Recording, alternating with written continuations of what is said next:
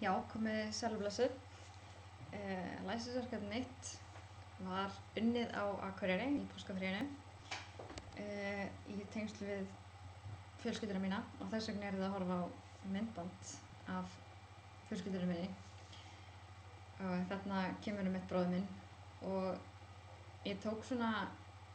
pínu eiginlega viðtal við hann til að finna út hver hans sýn á læsi væri. Og ástæðan fyrir því að hann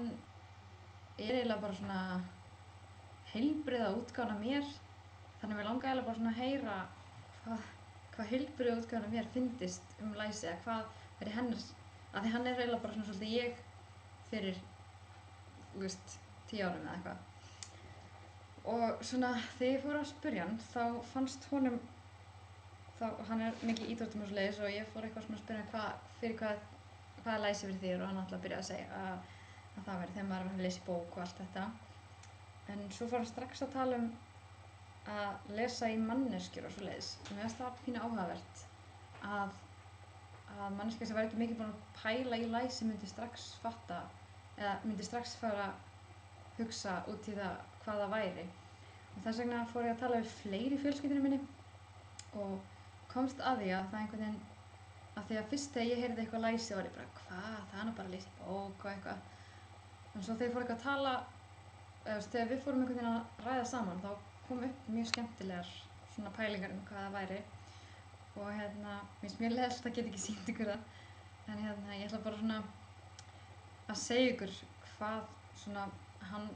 af því að bróðir minn núna mitt, hann Hafsteinn, hvað hans pælingar læsi væri.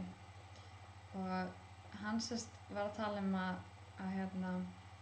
læsi væri mikilvægt í öllu og hann einhvern veginn hann rosa mikið í íþróttum á hann og hann fór að tala að læsi væri svolítið bara eins og væri bara svolítið íþrótt. Ég meina þú þarft að lesa í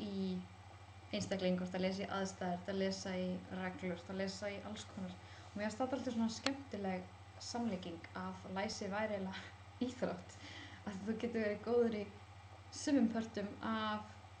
læsi en öðrum ekki og einhvern veginn að það væri einhver hæfileiki til að greina aðstæður og við verðum svolítið sammála það að læsi væri bara svolítið greining á aðstæðum hvernig þú tekur þeim eða ekki og það svolítið það sem mér finnst af því að ég einhvern veginn eftir þetta námskeið fór maður mikið að spá í þessu og bara einhvern veginn kemst eiginlega meira og meira því að læsi bara allt og það eiginlega ekki hægt að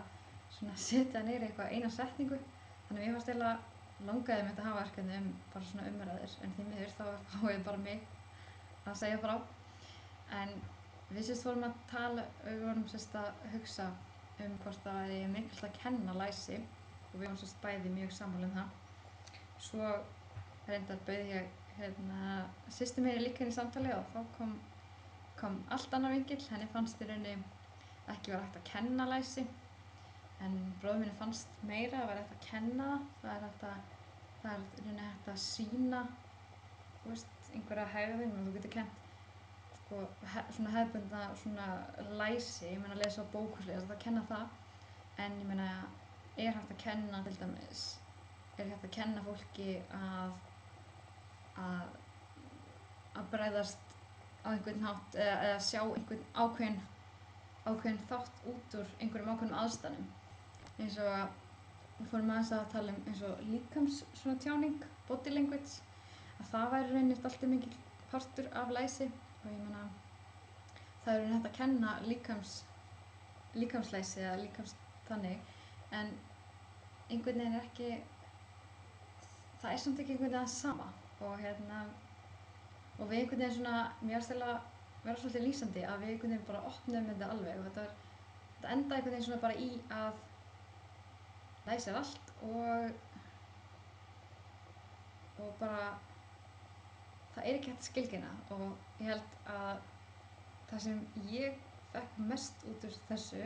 var að hugsa það sem í rauninni getur helst útskýrt hvað læsi fyrir mér að hugsa bara að læsi íþrótt og ég ætla bara að fá að enda á því. Takk fyrir að hlusta.